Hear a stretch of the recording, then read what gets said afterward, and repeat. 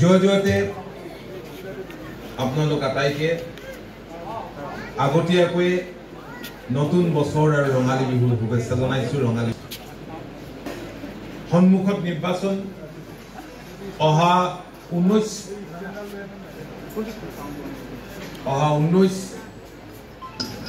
এপ্ৰিলত আমাৰ ৰাজ্যখনৰ অন্যান্য 4টা সংসদীয় সমষ্টিৰ লগতে কাজিৰঙা সংসদীয় সমষ্টিৰ নিৰ্বাচন আছে।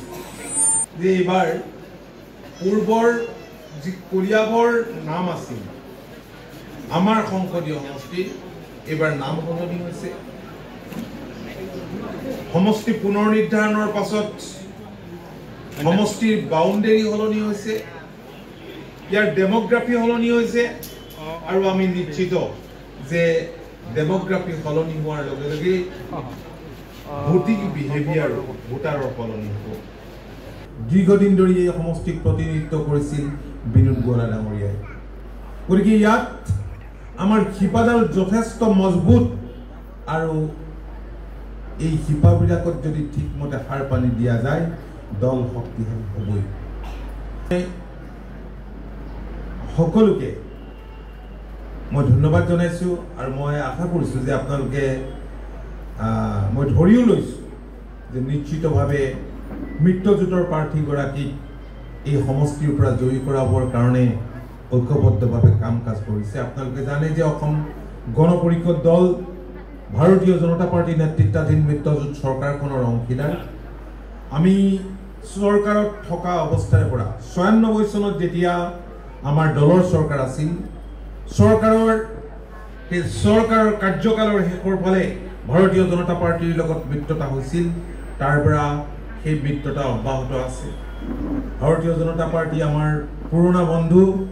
যোৱা 2016 চনৰ নিৰ্বাচনত আমি একেলগে অৱতীৰ্ণ হৈছোঁ, 2021 নিৰ্বাচনত আমি অৱতীৰ্ণ হৈছোঁ, আৰু 2024 লোকসভা নিৰ্বাচনত আমি ঐক্যবদ্ধভাৱে অৱতীৰ্ণ হৈছোঁ।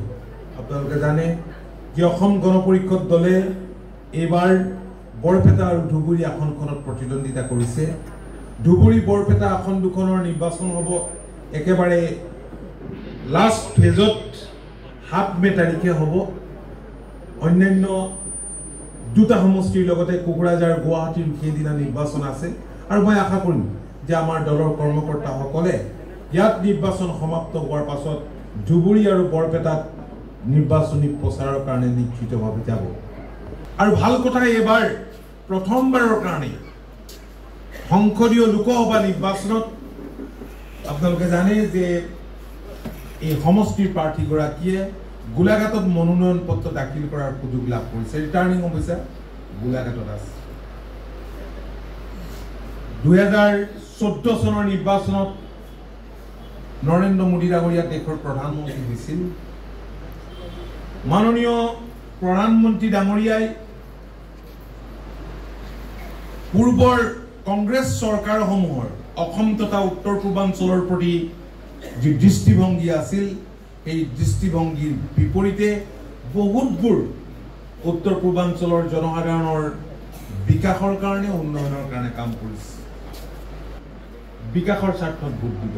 যোৱা দিনকেইটাত যিখিনি কাম অসম তথা উত্তৰ পূৰ্বাঞ্চলত সম্ভৱ কৰি তুলিছে, আৰু আমাৰ ৰাজ্যখনতো মাননীয় মুখ্যমন্ত্ৰী ডক্টৰ হিমন্ত বিশ্ব শৰ্মা ডাঙৰীয়াৰ দূৰদৰ্শী সুযোগ্য নেতৃত্বত যিমানবোৰ কম দিনৰ ভিতৰতে কাম হৈছে, পূৰ্বতে কোনো চৰকাৰে ইমান কাম কৰিব পৰা নাছিল বা ৰাজনৈতিক ইচ্ছাও নাছিল। ৰাজনৈতিক ইচ্ছা থাকিলে বহুত কামেই সম্ভৱ হয়, ৰাজনৈতিক ইচ্ছা নথকাৰ কাৰণে সেয়া সম্ভৱ হৈ নুঠিল। আকৌ কংগ্ৰেছে নতুন ৰূপত নতুন কথাৰে মানুহৰ কাষ চাপিবলৈ যত্ন কৰিছে। কংগ্ৰেছ আমাৰ শত্ৰু। আপোনালোকে জানে যে কংগ্ৰেছৰ দিনতেই কংগ্ৰেছে নিজৰ ভোট বেংক মজবুত কৰিবৰ কাৰণে চুবুৰীয়া ৰাষ্ট্ৰ বাংলাদেশৰ পৰা মানুহৰ আমদানি কৰিছে, যাৰ ফলত জনসংখ্যা বৃদ্ধি পাইছিল, বহুত বৃদ্ধি পাইছিল। আমি ধীৰে ধীৰে সংখ্যালঘুত পৰিণত হ'বলৈ গৈ থকা অৱস্থা এটা প্ৰত্যক্ষ কৰিছিলোঁ, আৰু তাৰ কাৰণে আন্দোলন হৈছিল। আন্দোলনৰ পাছতেই চুক্তি হ'ল।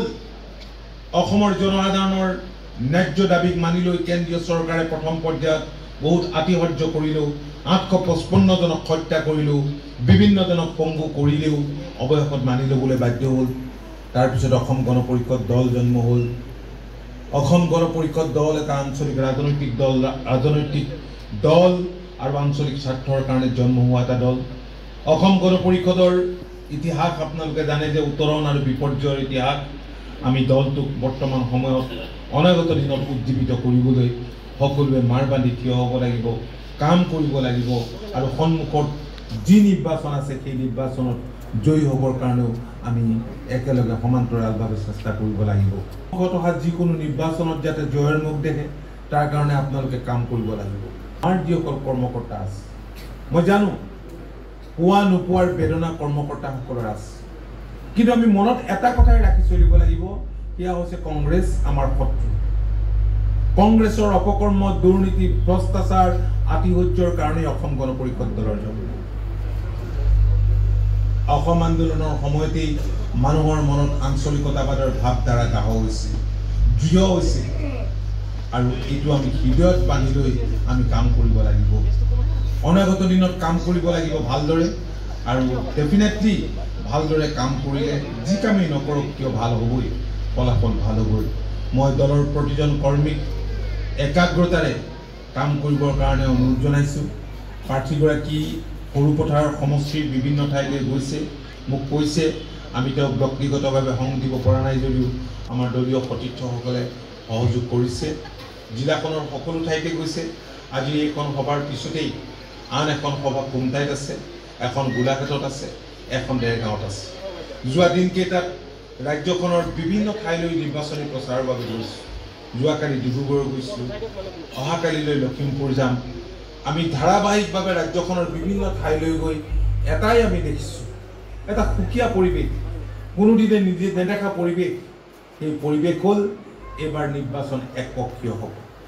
এইবাৰ নিৰ্বাচন একপক্ষীয় হ'ব। ইয়াত ৰজলিনা তিৰ্কী উঠিছে। মই বোকাখাট সমষ্টিত কিন্তু দেখা নাই কোনো সভা সমিতি কৰা। ইয়াত আপোনালোকে দেখিছেনে নাই মই নাজানো, কি কৰিছে নকৰিছে মই নাজানো। আৰু ৰজলিনা তিৰ্কীক আপোনালোকে সকলোৱে পাইছে, তেখেতৰ বিষয়ে মই আৰু ইয়াত একো নকওঁ।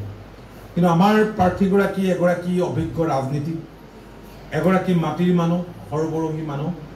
সেইকাৰণে এই সমষ্টিত নতুন হৈও কম দিনৰ ভিতৰতে তেওঁ জনসাধাৰণৰ সমাদৰ লাভ কৰিবলৈ সক্ষম হৈছে, আৰু আমি নিশ্চিত যে বিপুল ভোটত আমি এই সমষ্টিৰ পৰা জিকিম। কিন্তু এটাই মনত ৰাখিব লাগিব, আমি কিমান ভোট বেছিকৈ দিম। আৰু সমষ্টিৰ পুনৰ নিৰ্ধাৰণৰ লগে লগে লোকসভা সমষ্টিৰে আকাৰ সলনি হৈছে এইটো নহয়। আপোনালোকে দেখিছে যে বিধানসভা সমষ্টিও হৈছে।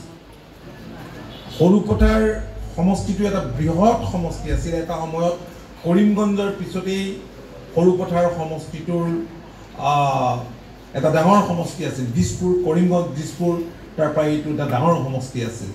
কাৰণ আপোনালোকে জানে যে মৰঙী যিটো পাৰ্ট, এই পাৰ্টৰ 11খন পঞ্চায়ত ইয়াত অন্তৰ্ভুক্ত আছিল, য'ত বহুকেইখন চাহ বাগিচাও আছিল। এতিয়া সৰুপথাৰ বৰপথাৰ লাগি এই সমষ্টিটো হ'ল, সৰু হ'ল, ঘূৰা পকা কৰিবলৈও ভাল হ'ল, সকলো ফালৰ পৰাই সুবিধা হ'ল। গোলাঘাট জিলা এটা সমষ্টি বাঢ়িল।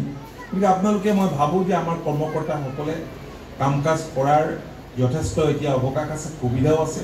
সেইমতে আপোনালোকে ভালদৰে কাম কাজ কৰক, মই এই অনুৰোধটো আপোনালোকৰ প্ৰতি ৰাখিছোঁ। ৰাজনীতি কৰা মানুহৰ ৰাজনৈতিক ঠিকনাটো হৈছে নিজৰ ৱাৰ্ডটো।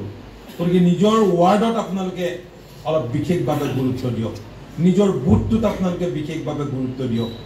আৰু বহুত ভোটাৰে ভাবে যে এছেম্বলি ইলেকশ্যনটোৱে আমাৰ কাৰণে গুৰুত্বপূৰ্ণ, লোকসভাটো নহয়।